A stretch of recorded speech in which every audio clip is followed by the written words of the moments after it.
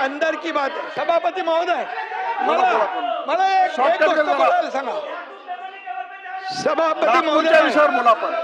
यांचे प्रमुख पण मोदी साहेबांना जाऊन भेटले, मला माफ करा, मोदी साहेबांना भेटले, मला म्हणाले आम्ही पुन्हा येतो, इकडे येऊन पलटी मारली।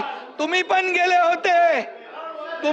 गेले होते, तुम्हाला जेव्हा नोटीस आली तेव्हा तुम्ही गेले होते आणि तुम्ही म्हणाले मला याच्यातून सोडवा, नंतर सुटल्यावर तुम्ही पलटी मारली। ही मला कॉमस्कोर नुसार आता isakal.com आहे देशातील नंबर 1 ची मराठी न्यूज वेबसाईट।